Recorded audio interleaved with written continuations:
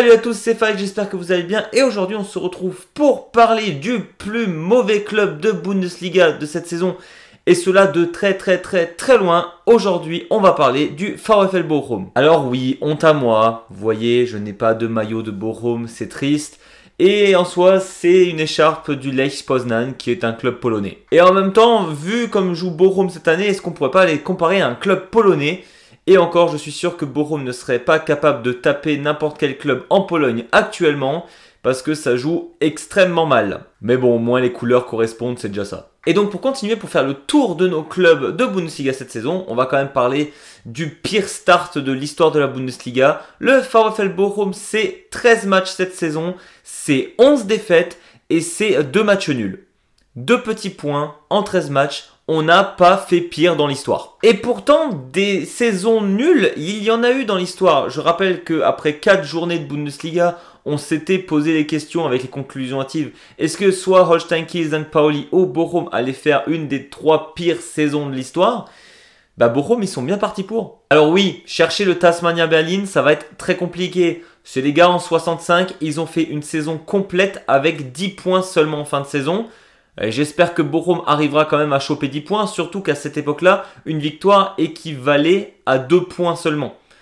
Si Bochum ne cherche pas ça, ça craint très fort. On a aussi le SV Wuppertal qui en 74 cherche seulement 12 points, Nürnberg en 83 qui en cherche seulement 13, et le Rot-Weiss Essen qui en 77 en cherche 15. Voilà, donc ça c'est les standards des pires saisons d'histoire de Bundesliga. J'espère quand même que Bochum va se reprendre, se ressaisir et pas finir dans ce top 5. En tout cas, c'est très bien parti pour. Parce qu'on rappelle, n'empêche que le VfL Bochum, il y avait un grand univers où ce club ne jouait pas en Bundesliga cette année. Je rappelle que la saison dernière, 2023-2024, le VfL Bochum finit 16e de Bundesliga, ne descend pas donc directement, mais joue la relégation. Et dans cette relégation, le VfL Bochum joue un candidat sérieux qui est tous les ans dans les hauts du classement de la Zweite Bundesliga, qui a joué quand même pas mal de saisons en Erste Bundesliga également, c'était le Fortuna Düsseldorf. Et lors de ce match contre Düsseldorf, l'aller donc à Bochum perd 3-0 à la maison. Je veux dire, perdre 3-0 à la maison contre le Ligue 2 qui a fini 3e dès le premier match pour la relégation, autant dire que normalement c'est totalement cuit et qu'il n'y a aucune chance que tu réussisses à survivre à ça. Et c'est là où le VfL Bochum a montré la saison dernière ce qu'il n'arrive pas à montrer cette saison, c'est un caractère de fou furieux. Ils sont menés donc 3-0 à l'aller, ils vont à Düsseldorf et ils gagnent 3-0 là-bas. Et donc il y a les prolongations, et donc il y a les tirs au but, et donc le VfL Bochum finit avec les tirs au but à rester en Erste Bundesliga. Mais franchement, vu la saison qu'ils sont en train de nous faire, est-ce que valait pas mieux pour eux qu'ils réussissent peut-être mieux en Ligue 2 ? Parce que là, ça commence à se voir. Le VfL Bochum est vraiment plus faible que la concurrence. Je ne dis pas que ça par rapport au start global qu'ils nous font.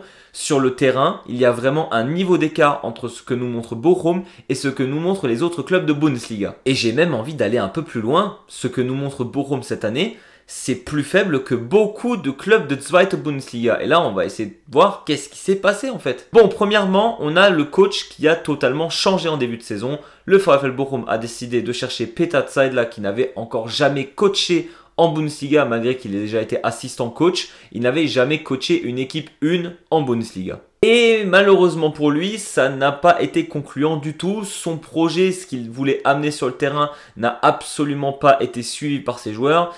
Et là, on va arriver sur un deuxième gros problème, les joueurs de Bochum. Alors oui, il y a quelques bons joueurs. On a Hofmann, on a Paslak qui était passé par le Borussia Dortmund.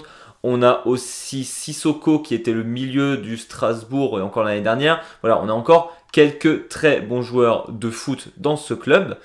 Par contre, la cohérence de l'équipe, elle est clairement à revoir. Alors je sais que Bochum, économiquement, c'est clairement de loin pas le club avec le plus d'aisance financière. Et on a bien vu ça, vu qu'au dernier mercato, ils n'ont littéralement pas dépensé d'argent. Il y a soit des joueurs qui sont revenus de prêt, soit ils ont cherché des agents libres, mais ils n'ont pas cherché des gros achats, ils n'ont pas fait des achats qui pourraient leur permettre éventuellement de passer un cap cette année. Mais malgré la situation financière, on ne demande pas forcément à ce type de club de faire des dépenses de fou furieux pour réussir. On voit bien Heidenheim, alors qui est dans des difficultés actuellement en Bundesliga, qui est que 16e entre guillemets, mais qui a quand même fait des coups malins. Alors effectivement, il y a des joueurs qui étaient déjà dans le club, qui étaient très très bons, qui ont été revendus. Je pense à Kleindienst par exemple, du coup qui leur a amené un peu d'argent. Mais ils ont fait aussi des coups très malins. Par exemple, prendre Paul Warner du FC Bayern en prêt pour cette saison, c'est quelque chose qui leur permet de passer un cap et éventuellement de réussir à être compétitif en Bundesliga et en Europe cette saison. Et cette transition-là, Bochum ne l'a absolument pas travaillé. On se retrouve donc avec plus ou moins les mêmes joueurs que l'année dernière, certains qui ont été vendus, pas de nouveaux qui ont été achetés, ou alors des joueurs finalement qui ne servaient plus dans leur club de base. On va où avec ça? Parce que je pense qu'on peut clairement se dire que le VfL Bochum cette saison avec 2 points, on a le 17e avec Holstein Kiel qui en a 5 et le relégué qui en a une dizaine. Ça va être difficile. C'est statistiquement toujours évidemment possible que Bochum se sauve, mais cette saison, on n'espère même plus pour eux qu'ils se sauvent. On espère juste qu'ils récupèrent quelques points.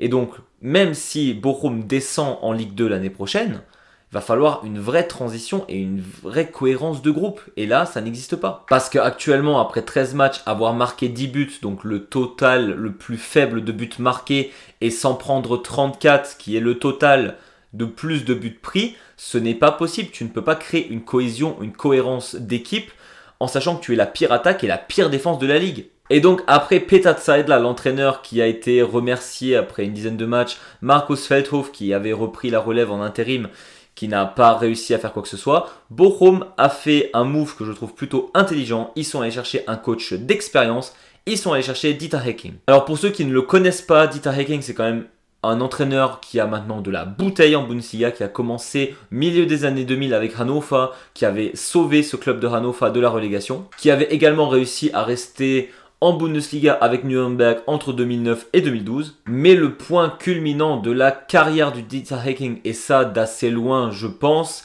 c'est lorsqu'il a été coach du VfL Wolfsburg de 2012 à 2016. Pour ceux qui connaissent, Dieter Hecking a eu un certain joueur sous ses ordres qui s'appelait Kevin De Bruyne.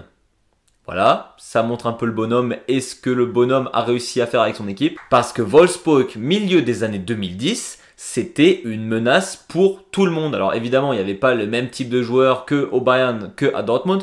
Malgré tout, il réussit en 2015 à finir deuxième de Bundesliga avec ce club de Wolfsburg. Mais surtout, Hecking arrivera à gagner la Coupe d'Allemagne lors de cette même année 2015 avec donc De Bruyne sous ses ordres et plein d'autres joueurs, des vieux briscards, des jeunes, etc.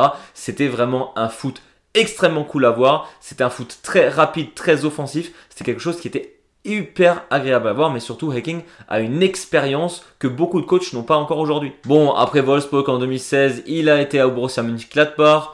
C'était moyen, on va dire. Ensuite, il a été cherché à Hamburg en Zweite Bundesliga pour essayer de faire monter ce club en Erste Bundesliga. Malheureusement, il a fini 4e avec Hamburg, donc n'a même pas joué la relégation. Et depuis, ça fait 3 ans environ, il n'avait plus de poste de coach. Il a fait une petite pause. Et là, il a donc été récupéré par Bochum pour essayer de maintenir ce club ou au moins de créer une vraie cohésion de groupe. Et je pense très sincèrement que Hecking est le coach parfait pour ce club de Bochum. Déjà, au-delà du côté expérience, Hecking va leur dire à ses joueurs par où il faut passer pour réussir à faire quelque chose. Évidemment, comme précisé, je ne pense pas que Bochum est capable forcément de rester en Bundesliga. En tout cas, s'ils y arrivent, c'est un énorme miracle. Par contre, si Hecking est là, je ne pense pas qu'il se fera virer en fin de saison si ça ne fonctionne pas. Le but est donc de créer un vrai groupe, une vraie cohésion, même si ce club descend en Zweite Bundesliga, pas que ça finisse comme Bielefeld qui est actuellement en 3e ligue. Ce que j'apprécie beaucoup avec Dieter Hecking, c'est que globalement c'est un entraîneur qui aime défendre, qui aime des grosses défenses. Wolfsburg c'était un peu à part parce qu'il avait un joueur comme De Bruyne justement qui pouvait lui permettre d'avoir une panoplie offensive qu'il n'a jamais eu auparavant. Mais là, Bochum, clairement, cette saison, au vu de ce qu'ils nous montrent, qu'ils n'ont pas les capacités offensives de concurrencer des gros clubs de Bundesliga, il va falloir jouer très dur et il va falloir être ultra discipliné en défense. Et d'ailleurs, ce côté discipliné, on l'a déjà bien vu contre le Werder Bremen. Week-end dernier, Dieter Hecking, c'était son 3e match, je crois, en tant qu'entraîneur. Et Bochum, pour la première fois de la saison, je trouve qu'ils ont été dominants sur le match face à Bremen. Ils ont quand même perdu, Bremen a réussi à récupérer les 3 points à Bochum. Malgré tout, de fil en aiguille, c'est possible de créer quelque chose avec cette équipe. On le voit très bien. Dieter Hecking, il n'est pas non plus connu pour faire du gros pressing adverse. Il va surtout s'atteler à défendre les endroits dangereux sur le terrain. Et clairement, cette équipe de Bochum va devoir jouer un peu comme Union Berlin le fait. Défendre à 11, défendre les espaces, les périmètres pour pas se prendre des vagues offensives de l'équipe adverse.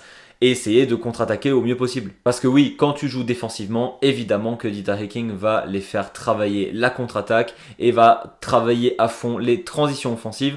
De toute manière, Bochum pourra quasiment que s'appuyer là-dessus parce que cette saison, je pense que la possession de balle, on l'oublie. Et on évite de prendre des grosses caisses parce que quand tu prends déjà 7 buts contre Francfort, 5 contre le Bayern, le but c'est de s'en prendre le moins possible quand même. Donc je pense que Hecking avec cette équipe de Bochum va être beaucoup plus méthodique, va être moins foufou que ce qu'on peut voir dans certains clubs de Bundesliga. Il faudra s'attendre à des matchs ultra défensifs, ultra durs à regarder, parfois même.